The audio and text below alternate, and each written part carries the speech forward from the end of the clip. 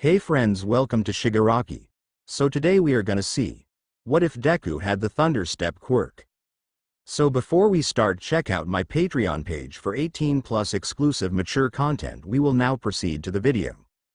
Izuku Midoriya was no ordinary 14-year-old kid. He wasn't ordinary because he didn't have something to make him stand out, to make him special, to make him be able to be a hero. For in a world of quirks and superhuman powers, being without one made him an abnormality, an outcast of society. It had been a rough day for Izuku. He was currently sitting on the ledge of a skyscraper's rooftop somewhere in Musutafu. His tear-stricken face only illuminated by the occasional lightning of the furious thunderstorm that was raging all around him. Izuku's eyes were a hard contrast to the seemingly everlasting storm. Where the downpour was full of energy and movement, his eyes were empty, void of any emotion. He did not understand why he took today's belittlements and insults so hard. He was used to it. Since the fateful doctor visit 10 years ago, all he was met with was pity and insults at best, and beatings or burn marks from his own personal tormentor at worst. But when his old childhood friend turned tormentor Katsuki Bakugo had told him to take a swan dive off the roof and hope for a quirk in his next life, something inside him had started to fracture. Like a mirror that was hit with a hammer, that something had shattered into thousands of pieces. But the final blow came from his idol All Might, who had told him straight to his face that he could not become a hero. When Izuku heard those words, the already fractured thing broke completely. And he did not know if it could ever be fully repaired again. Be whole again. He honestly did not think so. Another flash of lightning rocketed through the darkness and illuminated the rooftop for a second or two. Izuku took a deep shuddering breath and moved to stand up. His whole body was shivering, his muscles refusing to work properly. They were stiff from the hours he had been sitting there, not moving an inch, except for the occasional shivers and tremors that had wrecked his entire body. He did not know if they were related to the coldness or the shattering of the thing inside of him. But it did not matter to him now. Nothing did. He stood up stiffly and tilted his head back so he could gaze into the darkness that was tonight's sky. Another shuddering breath and he took a step backwards towards the rooftop exit. What time is it? How long have I been up here? Izuku thought as he slowly and stiffly worked his way forward. He hugged himself and rubbed his arms in a futile attempt to rid them of the lingering coldness that had invaded his whole body. He did not even know why he had stayed up here in the first place. He just wanted to get away from everything. From all the eyes that judged him, all the mouths that insulted him, and all the people who hurt him. Another couple of lightning bolts rocketed through the night, immediately followed by a booming thunder. Looks like the storm is directly above me now. There wasn't even half a second between the thunder and the lightning strike. The storm seemed to grow even wilder. Where before he had only seen the occasional lightning bolt that disappeared into nothingness, there were now increasingly more of them arching through the air. Izuku was jolted out of his musings when a lightning bolt impacted into the other side of the roof. Shit. I must get off this roof. This has just turned into a lightning storm and I am standing atop the highest building in the city. He forced his stiff legs to move faster as more and more lightning bolts impacted all around him, leaving small smoking dents in the roof. Come on. Only a couple more meters to go. Izuku reached forward, ready to turn the doorknob as soon as it came into his reach. He did not dare look back, as the hairs in his neck started to stand up from the electricity in the surrounding air. More and more lightning bolts impacted with the rooftop all around him as he finally reached the door and turned the knob. Nothing happened. The door did not budge, it was locked, and thus remained tightly shut. Izuku frantically rattled the doorknob and pulled with all the strength he had. Just as he looked over his shoulder to see where the lightning was colliding with the roof, he saw a giant arc of electricity work its way towards him from the darkness above. The lightning bolt illuminated the area around him as if it were day, and with a gigantic thunderclap that threatened to deafen him, impacted into him, and Izuku's world turned dark. Of thunder and lightning, the first thing Izuku felt when he regained consciousness was a lightness in his whole body, as if something was boosting him upwards. The second thing was the soreness that permeated his whole body. He could hear the distant sounds of the city life beneath him and the swirling wind all around him. Izuku hesitantly cracked an eye open. He was met with impenetrable darkness. He forced his sore limbs into a sitting position. Shaking his head to clear his mind, he tried to make sense of his surroundings. He abruptly stopped moving as the events of the last 24 hours rushed back into his mind. It was like a sucker punch to the gut, as all the pain and misery filled his mind again. He buried his head in his hands, attempting to shield himself from the painful memories. A bright light suddenly lit up his surroundings and startled him out of his own thoughts. He blankly looked at the source of the light. Where his right arm should have been, he was met with millions of white and blue arcs of lightning that now formed his arm and illuminated his surroundings. Izuku slowly turned his glowing appendage from one side to the other, waving it in front of his face. It was definitely his hand. It had to be. He could move it around easily enough. He hesitantly pressed his left index finger into the palm of his right hand. And sure enough, he could feel his hand, as if it wasn't currently made up of electricity, but he could feel that too. The ever-moving and powerful arcs of lightning. He could feel them, and they did not hurt him. They felt somewhat nice, warm and soothing. Is this my quirk? Did I finally manifest my very own quirk? Excitement began to bubble up inside him. I can be a hero like All Might. As soon as the thought entered his mind, his excitement died down again. A hero like All Might? Izuku scoffed at the thought. Why would he want to become anything like All Might? After everything that had happened to Izuku, he couldn't stop himself from resenting the very idea that someone like All Might was considered a hero. That he had considered him a hero. Sure, he was strong and powerful and fought villains. But Izuku now knew that everything the man supposedly stood for was nothing more than a farce. A blatant lie he told the world. No, All Might was not a true hero. Izuku's train of thought ended abruptly, when he was once more enveloped by darkness, as his hand reverted to its original state. Had he imagined it? No, his right hand was made of electricity just a couple seconds ago. He was sure of it. Had it been only temporarily? Was it gone for good? No, he would not allow himself to think like that. If this was his quirk, then maybe it had a trigger, like so many other quirks he had catalogued and analyzed over the years. Yes. That had to be it. So what was the trigger? Thinking back to when he first noticed it, he was in deep thought about what had happened to him, and emotions. A lot of quirks get activated accidentally under extreme emotional duress. Like when Dad got that call from work years ago that made him so mad, he started breathing fire and melted the phone. So far that's the only lead I have.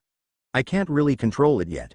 That's something to figure out later, after I get down from this roof. Izuku slowly righted himself and stood up. He tried to recall how it had happened the first time around and tried to deliberately get himself into another emotional roller coaster. It turned out to be easier than he originally thought. While still focusing on the emotional anguish and self-pity that he had been in for years on end, he also willed his right hand to revert back into the millions of bolts of pure energy that he had seen before. Nothing happened. He stood there in complete darkness for several minutes, and nothing happened. He had to be looking like quite the idiot, standing there with his right arm outstretched in front of him, his face scrunched up into an anguished expression. God damn it! Izuku screamed. I can't get anything to work. But why would I? I'm nothing but a pathetic idiot. I'm nothing but a Deku. The moment the last word escaped his lips, his whole body was glowing. He could see his right arm, still outstretched in front of him, formed by countless bolts of electricity. He could feel his whole body transform into ever-moving white and blue bolts of power. Yes, I did it. I really did it. Izuku couldn't stop himself from screaming from the top of his lungs. He walked the last couple of steps towards the now brightly illuminated door. His every movement felt more powerful.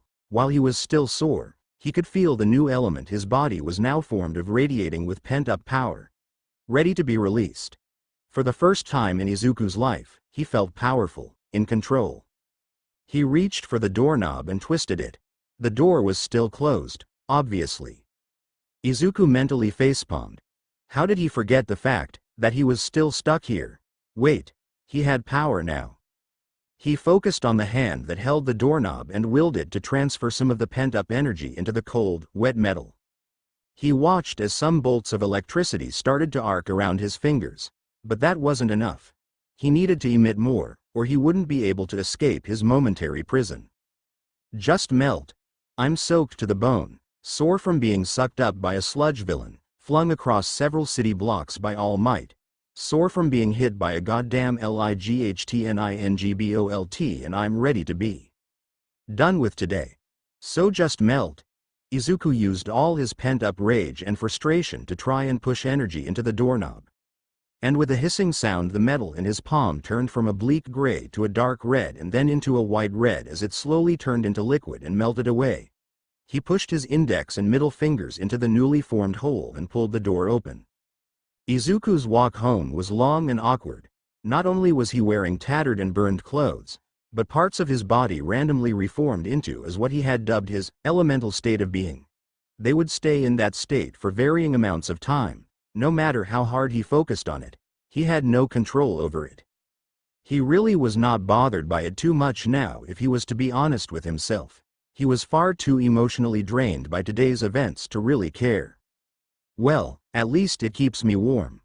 Not like the tatters I'm wearing will do that, were Izuku's thoughts as he looked at what was left of his sleeves. It took him a good 2 hours of constant maneuvering around the city to reach the apartment building he and his mother called home. He knew she most likely was worried sick about him. While he did not know how long he was atop the skyscraper, he knew it had to have been several hours into the next day. And he had been expected to be home sometime around noon the previous day. In short, he was way beyond being just late. He slowly ascended the staircase and made his way towards their apartment. Izuku closed his eyes and took a deep breath, readying himself for what he knew was to come. Hoping for the best, he turned the key and opened the apartment door. Inko Midoriya was many things. A loving mother, honest and truthful, and the only person to have ever really cared about Izuku. But she was not particularly emotionally stable. So, it was no surprise to Izuku when it took his mother all but 3 seconds to envelop him in a tearful hug. "Oh, Izuku. You are safe. I was so worried, after what I heard about Katsuki being attacked by a villain. I was so worried when you didn't come home last night." Inko sobbed into what remained of his clothes. Izuku started to slowly pat her back, trying to comfort her as best as he could. Which, looking at his life as a social outcast so far, turned out to be rather lacking and awkward. He never was comforted himself. Only belittled. Or laughed at. Or worse. "Mom, it's okay. I'm fine." Izuku tried to assure her, while still awkwardly patting her back, in what he thought of an encouraging way. He quickly thought about just omitting what had happened to him, like he always had in the past, when he came home burned or bruised from his most recent bout with his friends.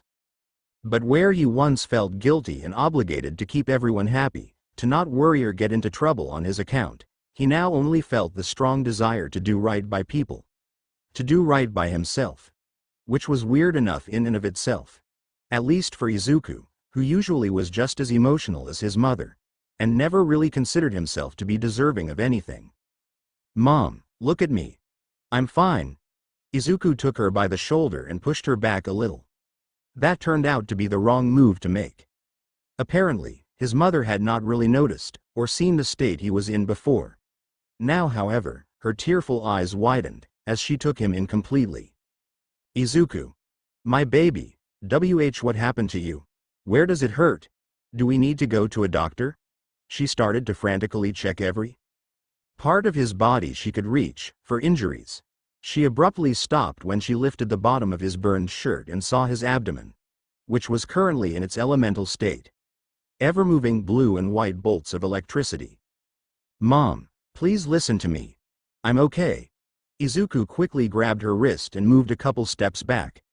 The electricity did not hurt him, but after what he had done to the doorknob, he was not so sure if it was safe for others to touch him now, especially since he could not control it yet.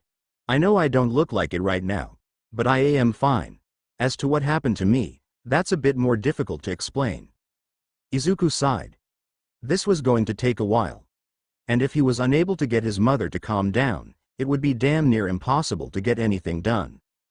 But after another 10 minutes of Izuku reassuring his mother while trying to stay at a safe distance away from her, and her tearfully calling the police to tell them that he came home, they were finally able to sit down at the kitchen table where Izuku began to explain what had happened to him. He started with his most recent encounter with Bakugo, telling her everything about from what had been done to him physically and emotionally. When he told her about Bakugo's advice regarding him gaining a quirk by throwing himself off a rooftop, Inko broke down again. He thought about taking a break to try and console his crying mother right then, but Izuku was resolved to get it all out into the open now. So, he kept talking. About his encounter with the sludge villain and his meeting with All Might afterwards, and how the man had swiftly and cruelly shot his dreams and ambitions down. About how he had felt afterwards, sitting on the ledge of the skyscraper amidst the storm. About how he got hit by a lightning strike and how he discovered his new abilities soon afterwards. When he finally got to the end of his story, he stood up and walked over to the other side of the table to crouch down next to Inko. "I know there is a lot I just dumped on you, Mom, and I know we need to talk about it more, but I had a really long day, and I am beyond being just exhausted. Is it okay with you if we pick up from here tomorrow? I just want to head to bed now and sleep." "Of course, sweetie. That's all right." Izuku nodded and stiffly made his way towards his room. He walked in and silently closed the door behind him and sighed. He was greeted by close to 100 smiling faces of All Might. To him, the smile almost seemed mocking now. It used to be a comforting smile that encouraged him to dream on. To let himself believe that he too could become a hero, regardless of his quirk or lack thereof. But he could see past the facade now. Past the lies. Izuku sighed and closed his eyes while he leaned back on the door. This stuff had to go. He would not be able to rest otherwise. It took Izuku longer than he would like to admit to anyone to remove every All Might memorabilia and poster he owned. He stashed all of it in an unused closet. It would not do to just throw it all away. No matter how much he would like to do just that, or even better, burn them all, they were worth quite a lot of money and it would be better to hold on to them and sell them later. His room was now basically empty, apart from his bed, the desk and chair, as well as 2 lamps. Nothing of note had survived his purge. He would have to make do without a bedsheet as well. The thought of sleeping in a bed covered by All Might's face sent a shiver down his spine. And not in a good way. He thought about taking a shower first, but quickly dismissed the idea and settled on simply removing what remained of his clothes. Letting them fall where he stood, and slipped into bed clad only in his boxers, which thankfully were no All Might merchandise. They were in his colors, though. Red, blue and gold. He suppressed a sigh. His last conscious thought before finally drifting off to sleep was something that he would really have to think more carefully about in the future. "I hope I don't set my bed on fire while I sleep." Inko meanwhile slowly but forcefully pulled herself from the emotional downward spiral she had been in for the last 24 hours in general and the last hour specifically. Everything that had happened to her sweet Izuku seemed almost too despicable and absurd to be true. But it had to be. He would never lie about something like that. Even trough all her guilt, she felt amazed that Izuku had held on to his dreams for so long. Especially under the newly revealed circumstances. He had not backed down. Not given an inch. It was admirable that he had not broken earlier. But she had had no part in it. Quite the contrary. She had been the first person to deny him his dream. His own mother. She had never gotten over what she told him after the doctor visit 10 years ago. She had felt so guilty for not giving him a quirk and was so caught up in her own emotions, that all logical reasoning had escaped her back then. That would have to change. She promised to herself and Izuku. Whatever would happen from now on, she would do everything she could to support him in achieving his dreams. No matter if they had changed or not. But while she was relieved that Izuku was back and at least seemed to be physically well, she could not stop herself from being concerned about his emotional and mental well-being. No one lived through all that and came out unscathed. And he had changed. In the span of 24 hours, he had changed dramatically, and he did not seem to have noticed it yet himself. Where he just yesterday would have been an emotional, stuttering mess, especially when faced with her own outbursts. He now had just comforted her. It had been unskilled and awkward, but he persisted, nonetheless. And throughout the retelling of his story, he had not once stuttered and had held eye contact with her, no matter how much it must have hurt him to relive what he had told her. The worst change, however, was that he did not smile, not at all.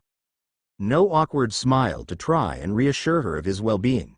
No happy smile when he talked about his newfound quirk. Nothing. And it was scaring her. Izuku had always smiled, no matter the situation. It was not like his face had been void of emotion either. Quite the contrary. She had been able to clearly see all the hurt and pain he had felt when talking about Katsuki and All Might, and some not-so-subtle disgust when talking about the latter. But it seemed like somewhere between Katsuki and his meeting with the pro-hero, Izuku had lost a part of himself. Had lost his smile. And it hurt her like nothing had ever before. Especially considering her own part in it. Izuku woke up to the sun shining brightly, illuminating his room. He guessed it had to be around midday. Without his now packed-away All Might clock, he had no way of confirming it. The school day would be over by now as well. So, there was no point in hurriedly getting ready to leave. Looks like Mom let me sleep in and skip school. He breathed in and out deeply and stared at the ceiling. Had yesterday really happened? Yes. If the lack of his hero merchandise was the first hint, the raw power he felt all through his body was a dead giveaway. There was much to do, he thought. He would need to study and experiment with his quirk. The other applicants for the hero schools had close to a decade of time to get used to and train their quirk.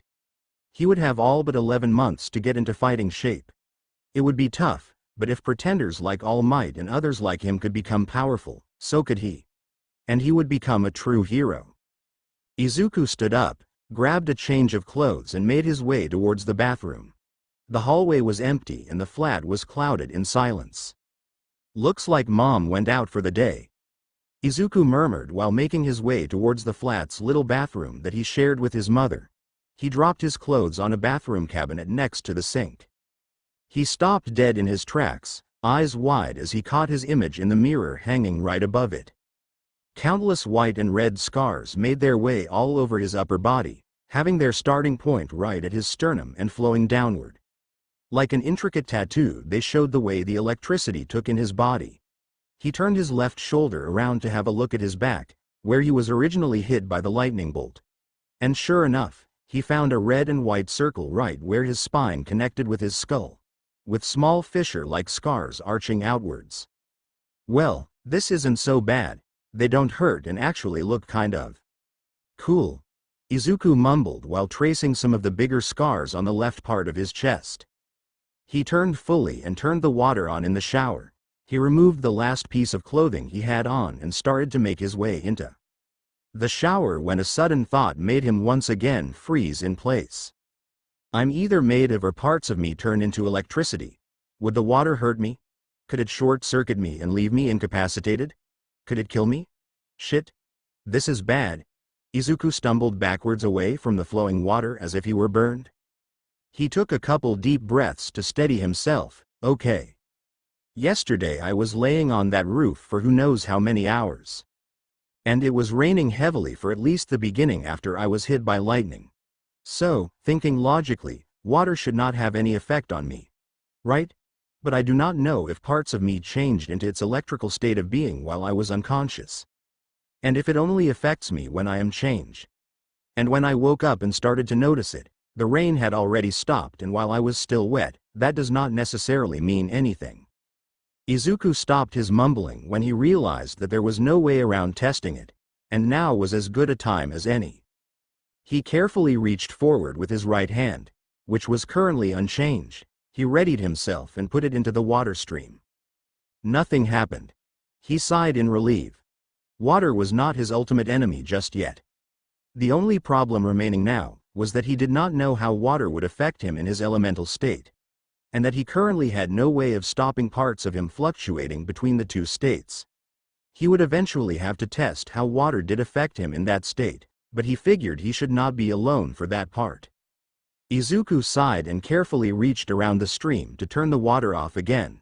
he would have to settle for lick and a promise for now. The whole process of slowly and carefully washing himself with a washcloth was rather idiotic. Even more so when it took him more than half an hour to do it. Washing your own back while trying to keep watch of any signs of electricity was rather awkward. But at least he felt somewhat clean again. It would not do to get his fresh set of clothes dirty so soon. He did not really own a lot right now. At least no All Might unrelated ones. He would have to go shopping very soon. A soft knock at the door pulled him out of his musings. "Izuku? Are you Aori? Is everything okay in there?" Inko stopped herself from asking if he was all right. She knew he wasn't. His mom had apparently come back. "Yeah, Mom. Everything is fine. I'll be out in a minute." "Okay. I bought takeout. You must be hungry, right?" "You have no idea, Mom. I'm starving. Thanks," was Izuku's reply as he opened the bathroom door and was faced with the shaky-looking smile of his mother. "I brought katsudon. Your favorite." Inko was looking at Izuku hopefully, looking to get a smile out of him. But all he did was look at her, nod and thank her, before moving around her and making his way towards the kitchen. She sighed. She knew it wouldn't work, but she had still hoped to see Izuku's smile. She fought against the tears that started to well up in her eyes. "No, I won't break down again. There is too much we must do and talk about. I cannot keep breaking down. I will be there for him." Inko shook her head to clear her mind and followed Izuku. Yes, there was much to do. And she would be there every step of the way. For Izuku. It had been 3 months since Izuku got hit by lightning. 3 months of being on Quirk leave from school. 3 months of experimenting with his quirk. And 3 months of trial and error. Izuku spent all his time either at home, studying up on anything related to electricity in general or lightning in particular, and filling his newly christened Hero Analytics for the Future Living Lightning notebook. Or at his training facility, if you could call it that. After selling most of his All Might merchandise, he had been able to rent an old, abandoned factory floor for the months leading up to the UA entrance exam. Since the laws forbade the use of quirks in public spaces like parks and beaches, he needed a place to practice. And he figured that unleashing pure electricity in his room at home was a bad idea. That was where Izuku currently was. And he was hitting a wall, both literally and figuratively. After researching electricity-related quirks and experimenting on his own, Izuku's understanding of his power had increased by leaps and bounds. But while the understanding of his ability had grown quite considerably, he could not say the same about his control. He knew of at least a dozen applications of his power which, at least in theory, he should be able to produce. But his quirk seemed to be an absolute mess in what it allowed him to do.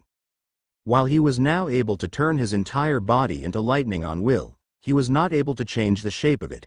His muscles and organs would be made of electricity, but they still had the same shape and function. And while they would be enhanced in terms of strength, speed and durability, he was not able to alter their form. Another problem he had was controlling the electricity. He was able to regulate his power output, which allowed him various moves like his stunning strike, where he released between 500,000 and 1 million volt in a short, concentrated burst. Just enough to either incapacitate someone by overriding the body's muscle-triggering mechanisms, or straight up knocking them out. But the second the electricity left his body, he had very little control over it. And the further away it got, the less control he had. The only time he had any control over the released electricity was when he was fully transformed, and his entire body consisted of lightning bolts. His body would charge the air surrounding him and he was able to keep the electricity from getting too far away from him, forming a protective barrier around him, which he had dubbed his lightning armor. It was not a physical shield, but anyone who was near him would be hurt by it. But once again, that was all the control he could exert over it. He could not shape it into anything else. Like a sword. He had tried to do that for 3 weeks straight, with nothing but frustration as his reward.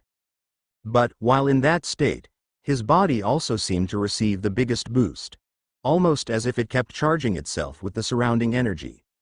While in his full elemental state, his wounds seemed to rapidly mend themselves, which meant he had some sort of healing ability. somehow connected to his quirk.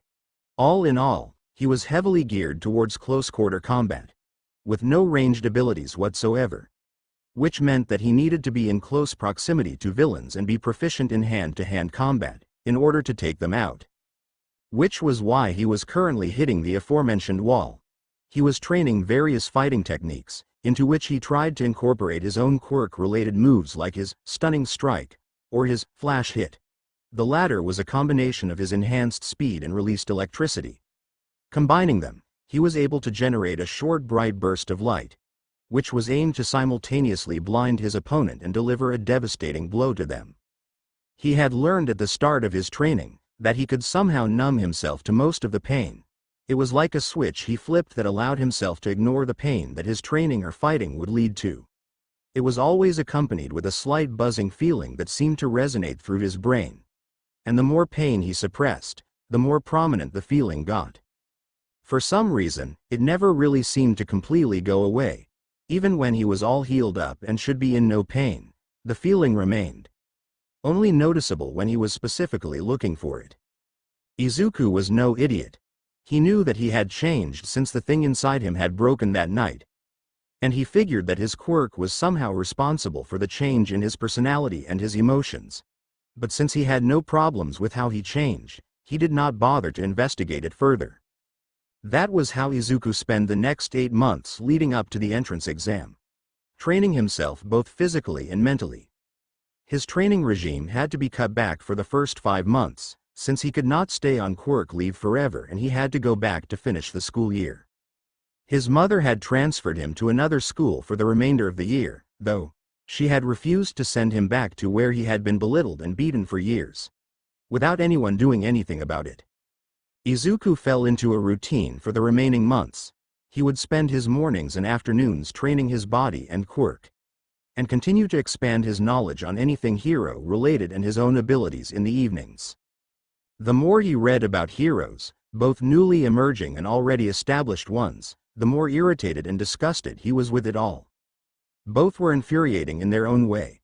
And both, as far as Izuku was concerned, were no heroes, but merely pretending to be one. He was not sure which ones were worse. The established ones, who seemed to have stopped trying to better themselves, and often seemed to just wait for All Might or one of the other top 10 heroes to resolve most crises, rather than push themselves and try to do it themselves. Or the newcomers, who appeared to be more interested in good publicity, merchandise contracts, and fame than actual hero work. He tried to channel the resulting anger and frustration into his studies and training, but he could not stop himself from becoming cynical or angry whenever the subject came up, be it in passing conversation or his own personal research. Sure, there were exceptions to the pretenders, but they were few and far between. Of the established ones he could only really stand Endeavor. The NR2 hero seemed to be the only one left who tried to get stronger, tried to go further, and tried to surpass the false idol All Might.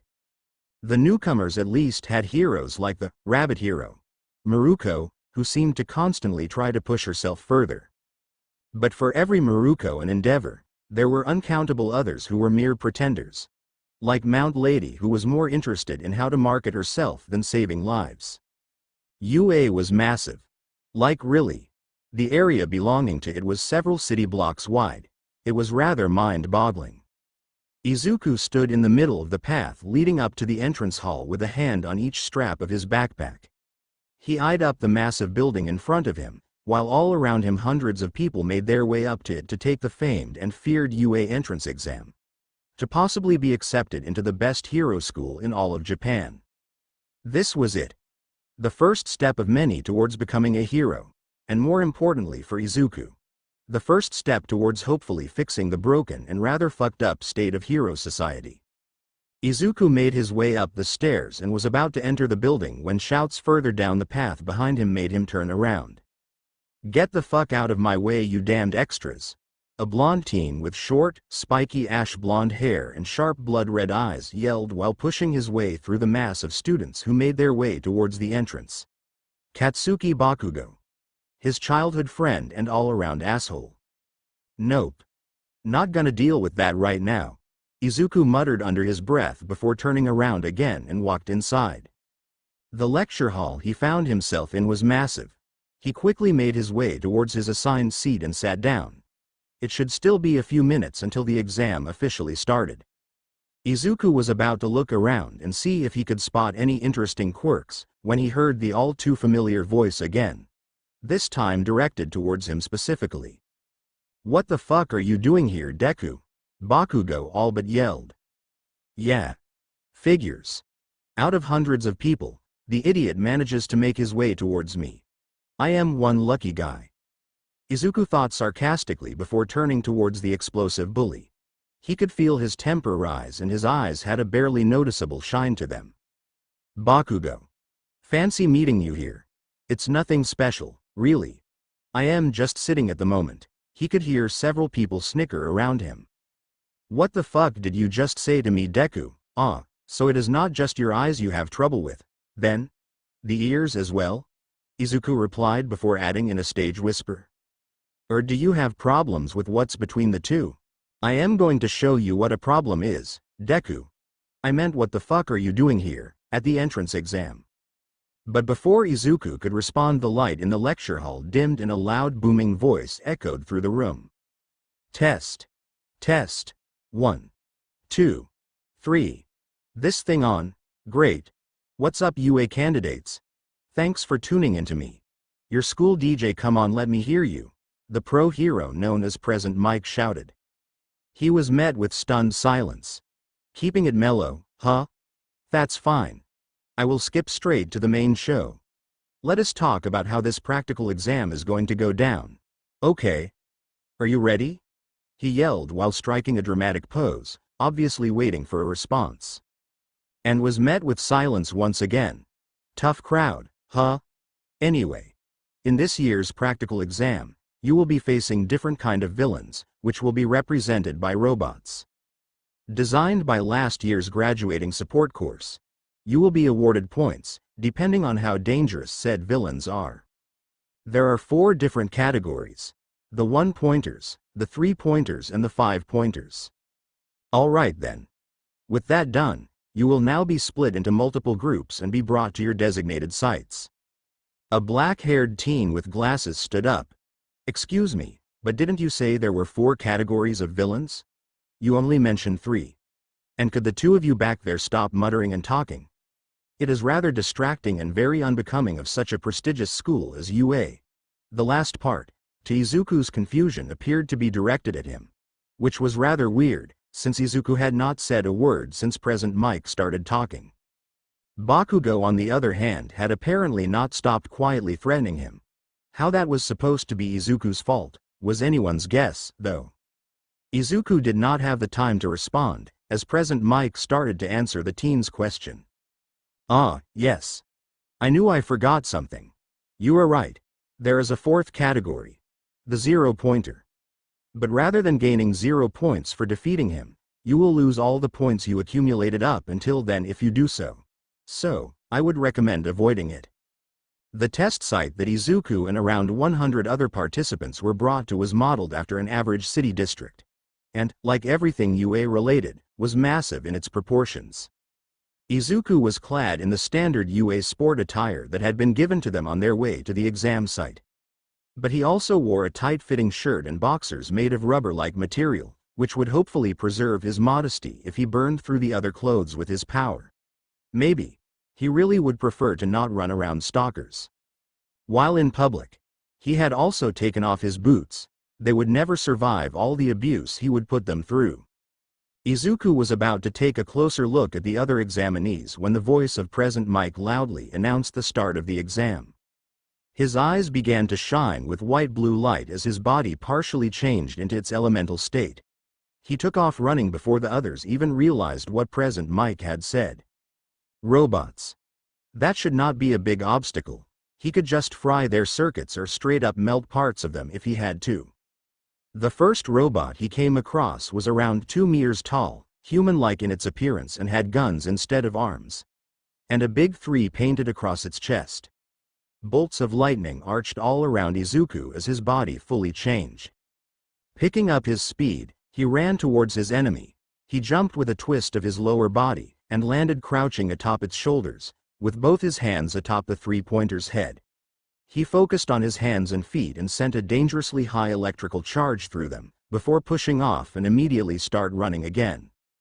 The whole thing had not lasted longer than 2 seconds, and left a smoking and smoldering pile of metal behind. The next couple of robots he found, 2 3-pointers and a single 1-pointer, were disposed in a similar way. 10 points in under 5 minutes. Not too shabby, if I do say so myself. Where to now? Looking around and not seeing any more machines to take down in his immediate vicinity, Izuku ran towards the highest building in the street and started to scale the outer wall, using his heavily boosted physical abilities, as well as melting footholds for himself where needed. He managed to reach the top in a matter of seconds. He ignored the slightly more prominent buzzing feeling in his head as he crouched on the ledge of the rooftop and studied the surrounding area. The fake city had turned into a war zone. Dozens of explosions and what appeared to be laser beams shook the buildings all over the city, and smoke slowly enveloped more and more of the streets beneath him. Spying 2 5-pointers emerging from an alley not 200 meters away from him, Izuku got up and jumped from rooftop to rooftop, swiftly heading towards his new bounty. He was about to jump down and engage the 2 heavily armed robots, when a short purple-haired girl ran between the 2 5-pointers. She wove between the attacks of the robots with elegant movements and plugged, what to Izuku's surprise appeared to be earphone jacks that were connected to her ears, into the first 5-pointer. The machine began to vibrate violently before its whole upper body exploded. Interesting. Some kind of sound-based quirk. Izuku's eyebrows rose in respect. If she was able to manipulate and receive sound waves, her quirk would be very versatile. Easily on par in destructive power with his own, but also capable of scouting and locating enemies or endangered civilians in rescue operations. Versatile and powerful indeed. While Izuku had been thinking about all possible ways to utilize her quirk, the petite girl had swiftly dealt with the second 5-pointer and looked at the destruction before her with a satisfied smirk. She was so caught up in her achievement that she did not seem to notice the 3 5-pointers that came around the corner behind her. Izuku jumped down without hesitation, and 3-point landed right between the engaging robots and the fair-skinned teen. Lightning impacted all around him as he used all the strength he had in his legs to catapult himself towards the enemy. He had to act fast. 2 of them had already locked on to the girl behind him and were about to fire their weapons.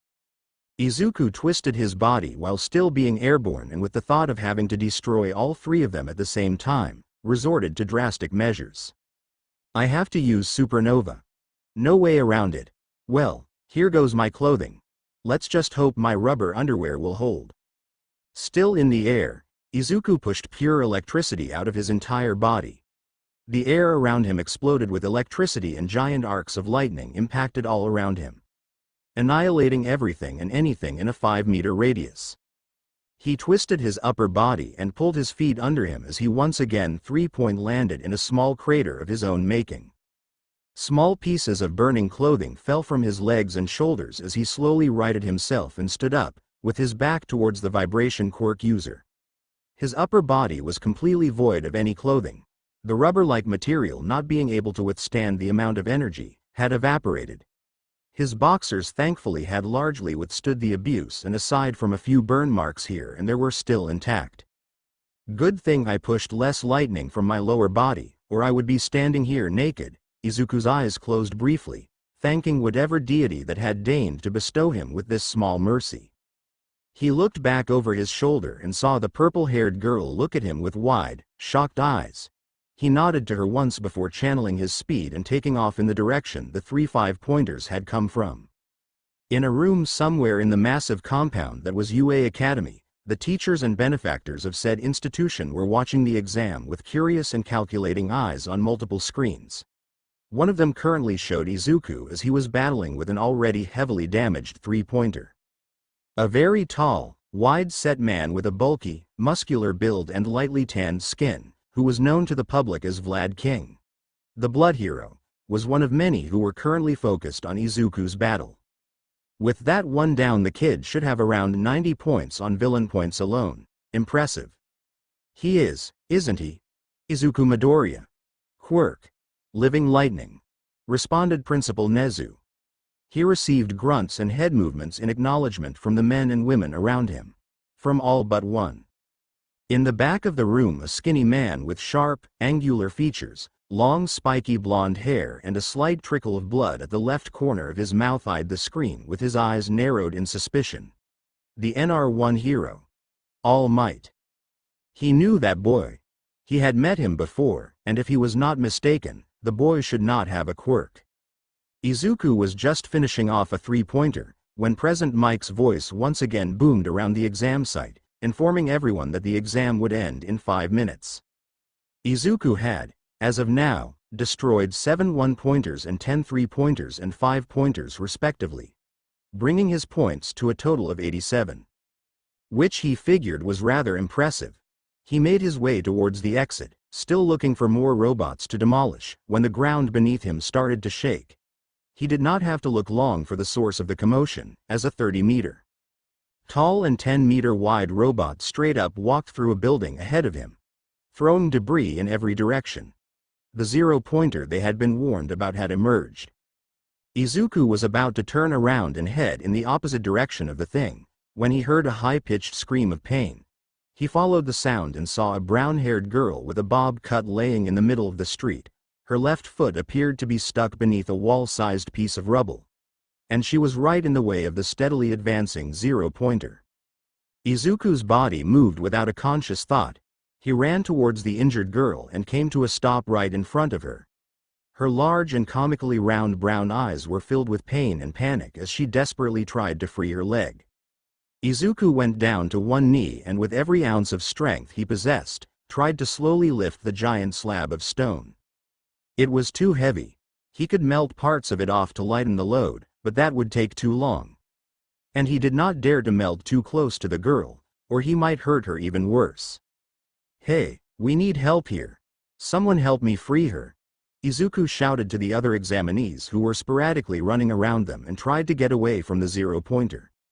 Most of them did not even give them a second glance and straight up ignored his repeated cries for help.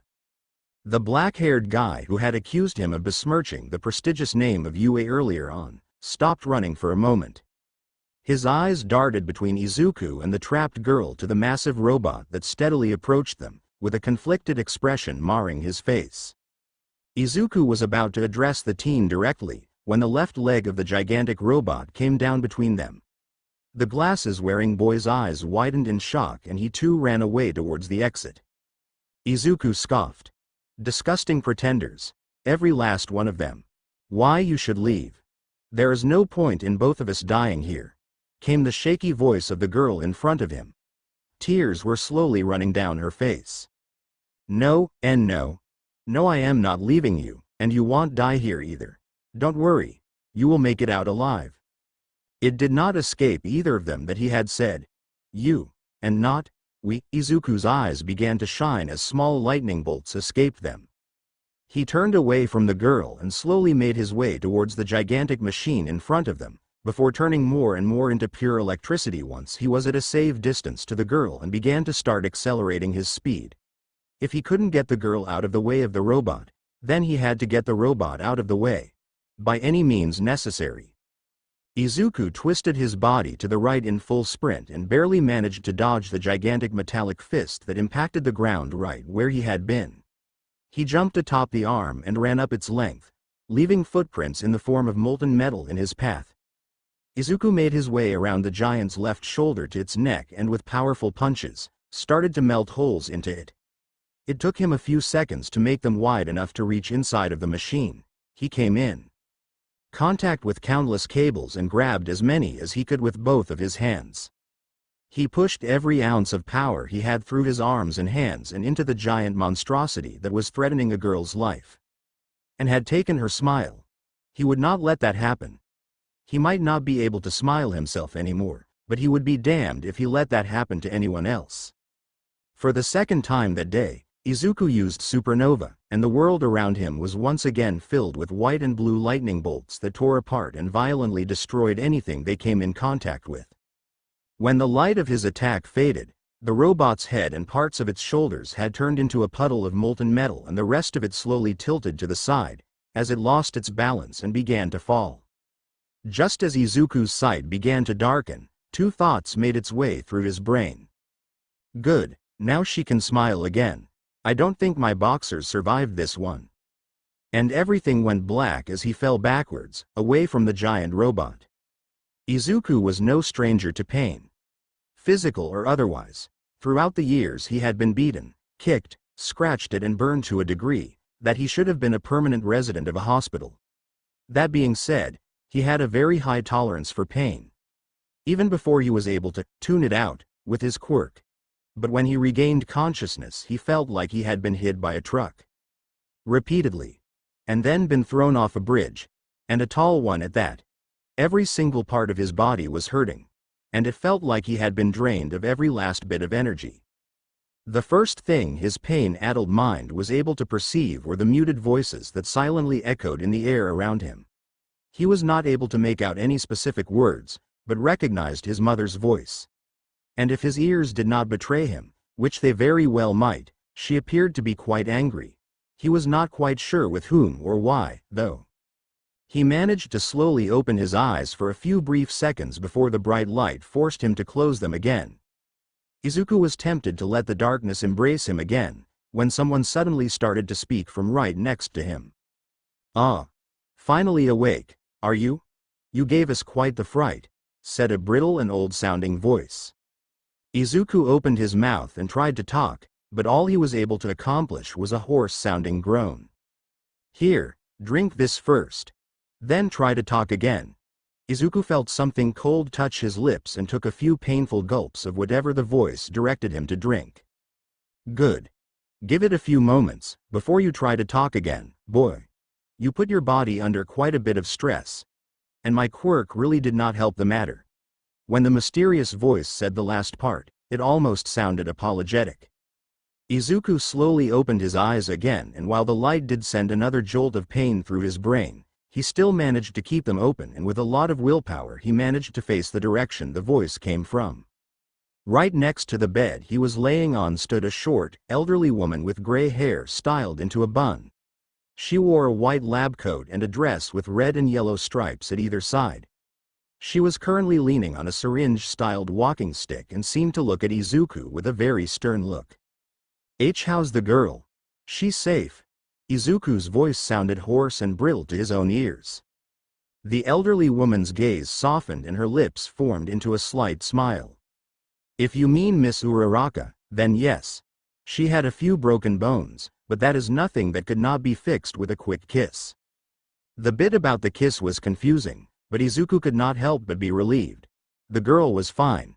He had managed to save her. "She actually just left a couple of hours ago. The girl seemed quite determined to stick around and thank you, but you steadfastly refused to wake up."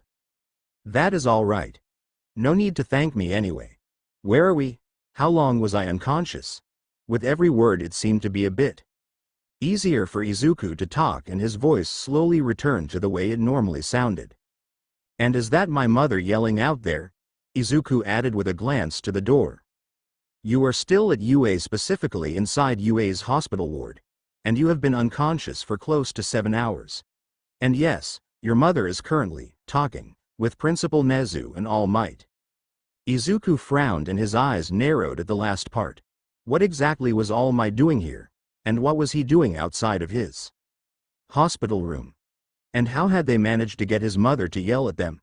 Scratch that. It probably had to do with All Might being there. "Mrs. Midoriya, I do understand that you were upset, Abu." Principal Nezu tried to placate the furious woman in front of him, but was interrupted before he could even finish the sentence. The petite woman looked at the principal and the other man with narrowed eyes. "Upset? I'm not upset in the slightest about your failure to keep the participants of your entrance exam safe. Or the fact that you rely on said participants to literally save each other's life. I am absolutely livid," came the hissed interruption of Inko Midoriya. "And you still have not told me what that man is doing here, or why he wants to see my son so badly." Inko could barely hold back the contempt when she pointed that out. Both Principal Nezu and All Might had both been slightly taken aback when they had been faced with the thinly concealed hostility. The tiny woman in front of them seemed to downright loathe the One hero. All Might is here because he has a quirk quite similar to your son's own quirk, and expressed his willingness to help. Nezu could see, based on the raised eyebrows, that his attempt to explain why All Might wanted to see her son was not well received. All Might's quirk lets him transform into pure electricity? Inko asked without hiding her disbelief. Not quite, you see it's more like, so his quirk lets him transform into another kind of element, then? Inko was close to laugh in the tiny principal's face. For some reason they refused to tell her the truth about why they were here, and that, combined with the fact that her son was at the moment lying unconscious in the room behind her, severely grated on her nerves. Her voice was deceptively quiet when she addressed them once again. Since his quirk seems to have absolutely no resemblance to my son's quirk at all, and you seem to be unwilling to explain to me why he seems to so desperately want to get into a room with my son, I see no reason to let him in. And that is my final decision. Inko folded her arms in front of her and looked at the principal with a raised eyebrow, as if challenging him to defy her. When neither of the two men said anything, she turned around, aiming to open the door to her son's hospital room. Are you coming, Principal Nezu, or were you only saying you had to talk to my son in order to get him inside the room? She saw him throw an intrigued look to the tall man next to him before he answered her. Yes, I indeed would like to talk to the hero of the hour when he wakes up. The door in front of her opened and the youthful heroine, Recovery Girl, stood in front of her. When you are finished putting these two idiots in their place, I think you would like to see your son. He woke up a couple of minutes ago. Inko looked over to the bed her son had been lying in for the last 7 hours. She felt her eyes begin to grow wet as she ran over to him and enveloped him into a tight hug. She felt her son's arms slowly envelope her in a loose embrace. Inko let herself enjoy the sound of Izuku's beating heart for a few seconds and fought back the tears that now threatened to spill from her eyes. She leaned back and took a closer look at him. He still looked way too pale and worn out. And according to the slight wince when she moved back, he was still in a lot of pain. But he was alive. And that was what counted in the end. Inko smiled up at him. I am so proud of you, Izuku. You are not even enrolled in a hero academy yet and you already saved a life. You already are a great hero. She saw how small bolts of lightning inside her son's eyes began to make them shine a little brighter. And as soon as she saw them, Inko knew that her son would be all right. From the moment she had seen the signs of his quirk being active again, she noticed how his movements had become fluid once more and the pained winces she had seen before when he had moved to hug her had vanished. He looked at her with slightly shining eyes and hugged her a little bit tighter. Thank you, Mom. Thanks for saying that. She felt him once again slightly tighten the hug before releasing her when she heard the principal's voice address her son. Izuku looked at the tiny mouse, dog, bear, who had introduced himself as Principal Nezu, before proceeding to congratulate him on his performance in the entrance exam and his confrontation with the zero-pointer. And then further explained that the girl, Uraraka if he remembered correctly, had never been in any real danger to begin with, and that it had been a test to see how the hero hopefuls would react. Izuku's remained calm on the outside, but he was secretly seething. So, you are telling me that you had absolute control over everything that happened in the exam and could have turned off every single robot there if needed? And you therefore believe that no one was ever in any real danger? His voice was calm, if a bit strained, but that could have been associated with his beaten-up state. Yes, exactly. But we were all very impressed with how you handled the situation. Well done indeed. Nezu's voice and face were cheerful as he talked to him. But the small animal's expression had soon turned into a frown and his eyes had widened when Izuku had asked his next questions. What would have happened if the piece of wall had been flung half a meter higher? Are you telling me that you controlled how the rubble of the destroyed houses was thrown around? Because if you did and you intentionally threw half a fucking wall at that girl to severely injure her just to make a point and entice others to help her, then you are fucking mental. The principal looked at him with wide eyes and a half-open mouth. But Izuku was not done yet. And if you were not in control of that, Then she could have very well died if she had been half a meter closer to the 0-pointer, or if the piece of rubble had been flung half a meter higher. It would have crushed her upper body instead of her legs. So which one is it? Izuku was glad he had no energy left, because if he had, he was sure that the room around him would have been filled with electricity. But as it was, he could barely sustain his pain suppression as he kept talking. And all this talk about secret rescue points. That just seems counterproductive. By not announcing the fact that there are multiple ways of gaining points and passing the exam, those with quirks not geared towards fighting or destroying things will never have the time to do anything else but focus even harder on fighting, since they are already at a disadvantage. They would barely have time to go out of their way to help others when they are already struggle to get enough points themselves. Hero works does not solely consist of fighting others. And with this kind of exam you are limiting yourself to only quirks with combat applications. The small creature in front of Izuku seemed shocked and a little angry at himself and bowed in apology when he answered. That is something we did not take into account. It seems in our attempt to make the exam harder and more challenging, we failed to think about everything you just pointed out. I am really sorry for having put you in this situation. It's not me who you should apologize to. At least not only me. Yes, you are quite right. We will have to apologize to Miss Uraraka as well. Izuku nodded.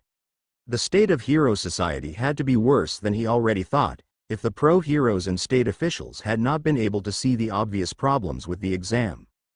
UA's principal shook himself before he presented Izuku with a large envelope. We normally do not announce who passed until a week before the term starts, but I think it would be all right to make an exception here.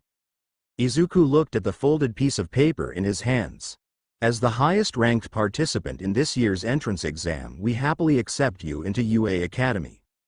Izuku walked up to UA's entrance gate and followed the path to the study hall where most of his regular classes and his homeroom class would be.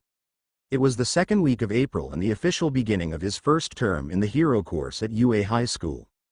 The weeks following the entrance exam had been filled with resting and recuperating as much of his strength as possible.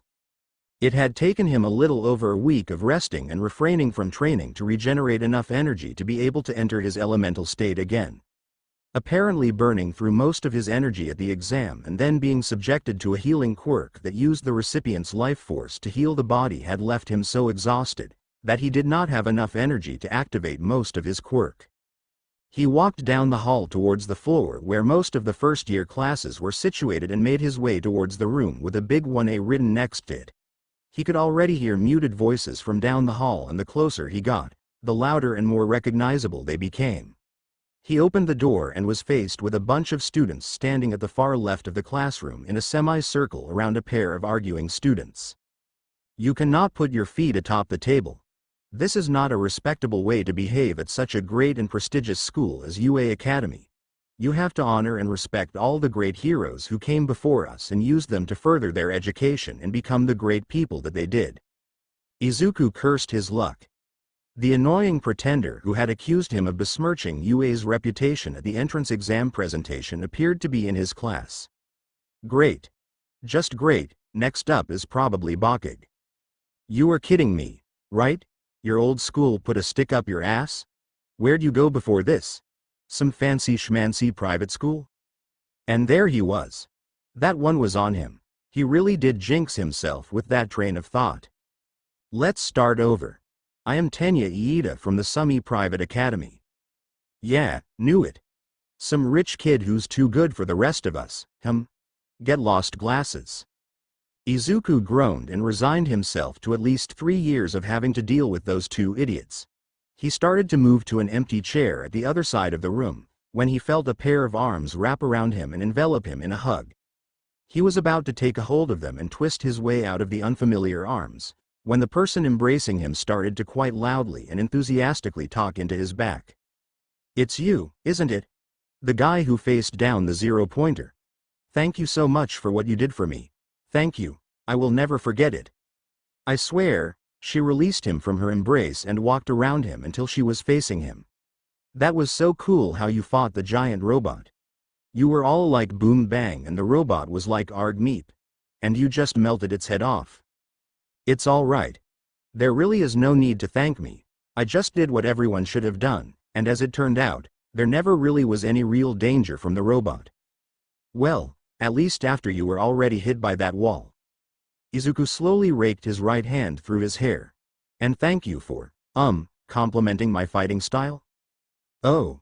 But you were the only one to actually try and help, so I really need to thank you for that, and… Ah. It's you. The boy with the green hair from the entrance exam. You figured out that there were rescue points and that there was no real danger from the zero-pointer, didn't you? That's why you charged in there. You must indeed be quite intelligent. I shall strive to one day see through these illusions myself. Izuku just stared at the pompous boy in front of him. Did he hear that right?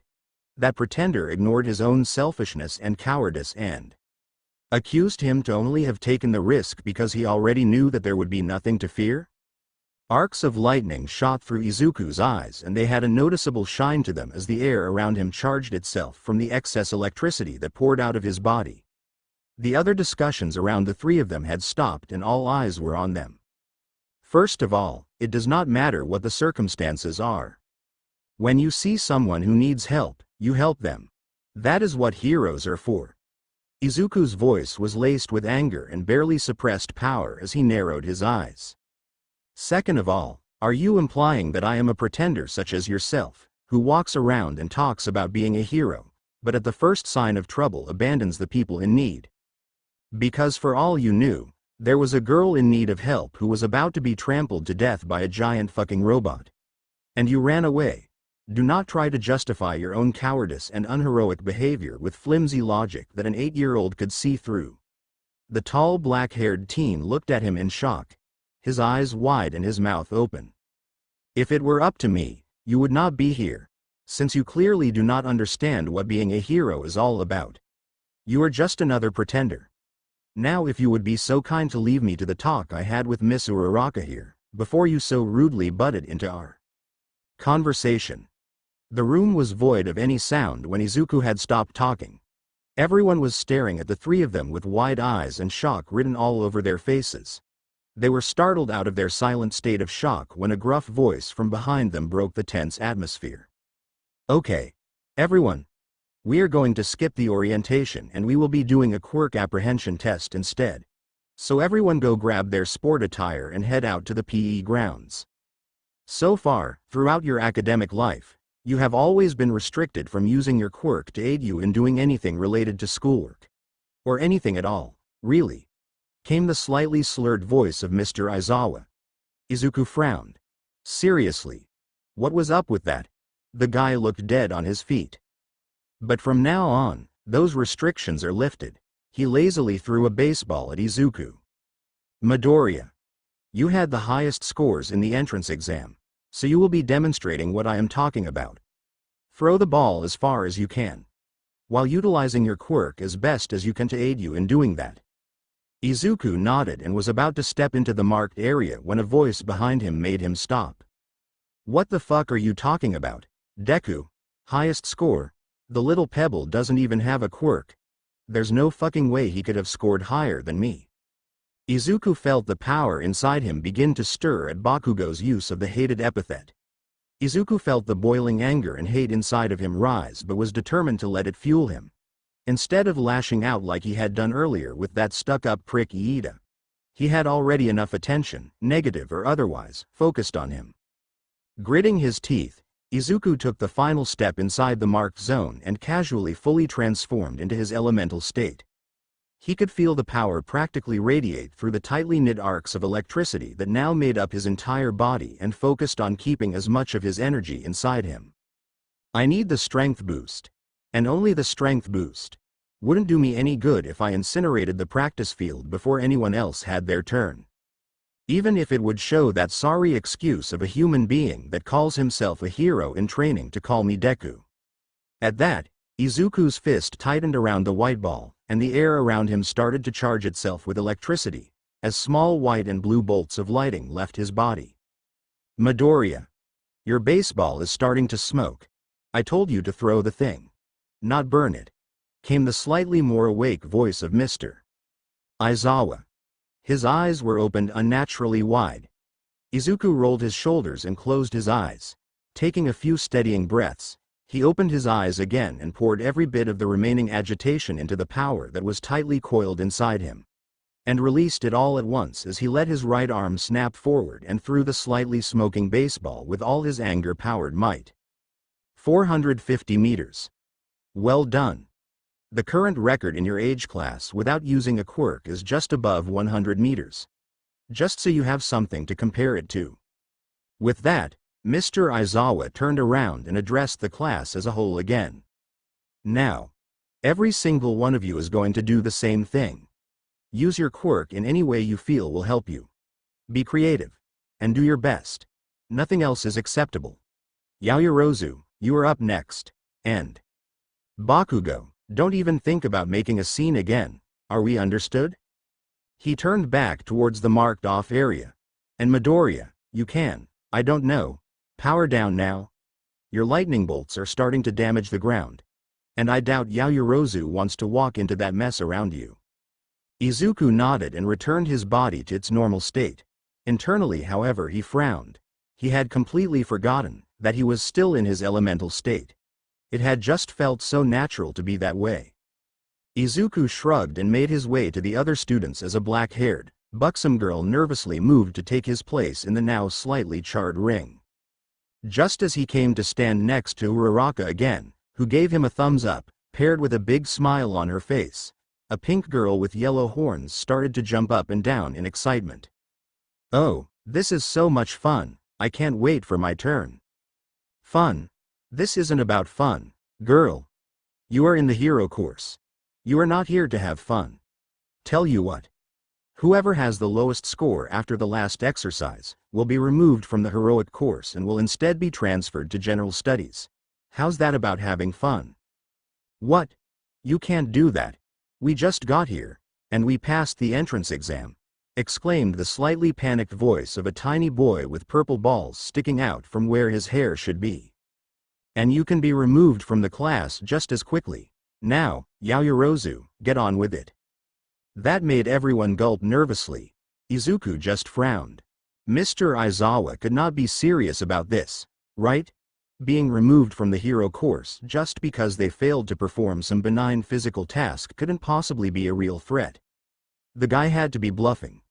But, for some reason, he didn't feel like this was just a way to motivate them. Izuku felt like, if anyone was to perform beneath whatever standard Mr. Aizawa had set for them, that person would swiftly find themselves in the general studies course. Glancing around, he noticed that, while the rest of his classmates seemed to be somewhat startled by the announcement, they did not look like they took it at face value. That is, all but one. A petite girl with very noticeable earphone jacks that were connected to her ears, looked at their teacher with a frown on her face. Well, it seemed that he at least wasn't the only one thinking that there was more to Mr. Aizawa's threat. Izuku just hoped, if anyone had to go, it would be either Bakugo or Iida. The universe owed him at least that small mercy, right? For the next couple of hours, Izuku's class had to perform various tasks, ranging from a 100-meter sprint to bench pressing as much weight as they possibly could. With every physical task they had to do, Izuku's mood had gotten worse and worse. Was that it? Another exam to test how well their quirks performed in a physical environment? Was that all this academy thought hero work was about? What about stealth? Izuku was fairly certain that the girl in the floating uniform had them beat in that regard without even trying. And yet, they were only tested on how much destruction power they had, or how fast they were. It was like the entrance exam all over again. Well, minus the giant robots. In the end, Izuku had managed to score pretty high overall. The only particularly impressive results were when Uraraka had reached infinity on her baseball throw when she had released her ball into the stratosphere, and when Yaoyorozu had used her quirk to create a cannon and shot her ball so far that only Uraraka's infinity had her beat. Izuku stood with the other hero trainees and waited for Mr. Aizawa to give them his final verdict. I'll pin the results to the notice board in your classroom in the next couple of days. We're done for today. So I'll see you guys tomorrow morning before your first foundational hero studies class. Until then, class dismissed. Their teacher then turned and slowly made his way towards the academy building. Oh, and this whole being removed from the hero course thing, it was a lie. Izuku just frowned. Was it? Had it been a lie? The first day of class could have gone better for Izuku. Not only did he have to resign himself to spend the next couple of years with both Iida and Bakugo, but the whole day had been filled with confrontation after confrontation. After the first altercation with Iida, Izuku had at first thought he could sit back and get a closer look at both his fellow heroes in training and the teaching staff. But, alas, that had turned out to be nothing more than a fantasy.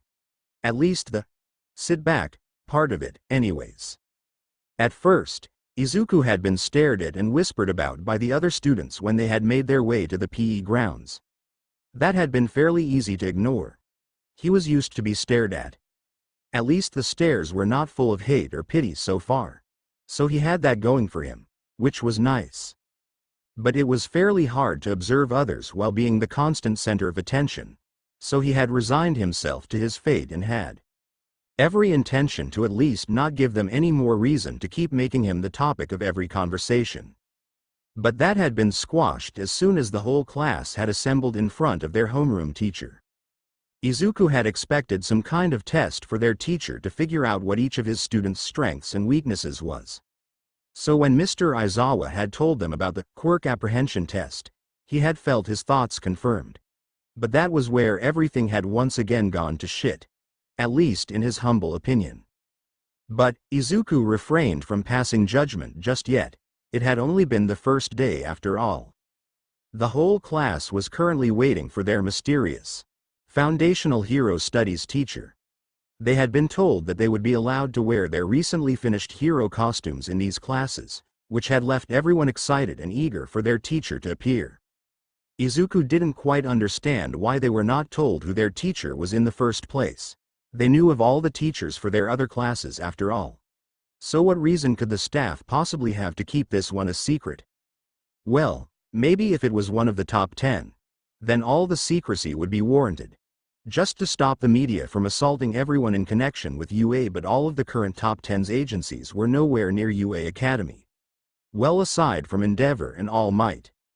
No, there was no way the pretender would possibly consider teaching a bunch of first-year students. What would be the point in that? Besides, he was the pillar of peace. Even in his weakened state, the guy couldn't just leave his normal responsibilities behind, right? As loath as Izuku was to admit it, the guy was the only pillar that held society up, after all. The pretender himself had seen to that. And something that was only supported by one pillar couldn't possibly be stable when that pillar was removed. Izuku unconsciously started to grip his desk tightly, and Uraraka glanced at him with a raised eyebrow when she started to smell the burned ozone. No, calm down.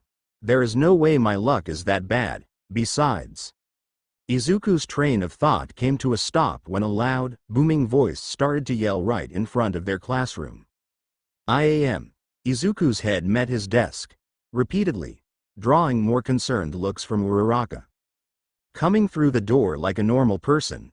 Oh, for fuck's sake. Izuku was the first to finish donning his new hero costume and made his way to the appointed site for their first battle trial. He was clad in a black and blue sleeveless bodysuit with two big white and blue lightning bolts flowing downwards from each shoulder. They seemed to originate from the silver-made shoulder guards. Izuku also wore a pair of arm guards made of the same material. The bodysuit was made of a special fabric that the support course had promised him was highly durable and could deal with very high temperatures, while telling him that it had only been recently developed by a young and promising new student. Which was fine. He didn't mind being a guinea pig. He only hoped it would hold up as promised, since Izuku had no intention to continuously walk around naked when he was out and about on hero business. And looking back at the entrance exam, that would happen a lot if his hero costume couldn't resist his power. Izuku slowly made his way out of the tunnel that was leading towards Battle Site 3 inches and stopped dead in his tracks. There, in front of the entrance stood All Might. While Izuku couldn't stop the anger and disgust that began to stir inside of him at the mere sight of the man, Both emotions were overshadowed by the sheer amount of frustration he felt when he saw the title of the book his teacher was currently reading. Teaching for Dummies. This simply could not be real. Were there any requirements the teachers of UA had to meet? There had to be, right? Oh, who was he trying to fool here? They probably gave him the post just because he was All Might. Who cared if he didn't know the first thing about teaching? Izuku already knew the sorry excuse of a hero in front of him was incapable of anything but brute force or pretend his way through every situation. It was only his second day and he already had a sleep-deprived homeroom teacher and a farce of a hero for his heroic studies course. Great. All Might swiftly put the book away when he heard the excited voices of his classmates echoing in the tunnel in front of him. Izuku sighed. This is going to be a long day, isn't it? All Might had the class participate in a battle trial. But, instead of fighting mindless robots without any real goal in mind, he paired the class into randomly selected teams that would have to combat each other in indoor battles. Which, according to All Might, would be how they would be fighting most high-class villains later on as certified heroes. The battle trial's purpose was to prepare them for that. In Izuku's opinion, doing something to prepare them for fighting real villains on the second day of school was a little bit early. Even more so, since most of them had new support gear which they were unfamiliar with. But, they had to start getting into the mindset of fighting real villains sooner or later, and Izuku begrudgingly had to admit that he would have it rather sooner than later. Besides, the assignment seemed to revitalize the students, which, after yesterday's homeroom with Mr. Aizawa, was a welcome development. The whole explanation would have been done rather smoothly if it hadn't been for a couple of unnecessary interruptions from Iida. Questions like, why can't we choose who we want to team up with? And, how are we supposed to play villains? We're heroes in training, are we not? Izuku had already resigned himself to a couple of years of questions like that.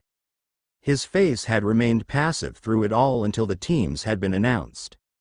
He, alongside Kyoka Jiro, would be Hero Team 1 Foot and would face Bakugo's and Iida's aptly named Villain Team 1.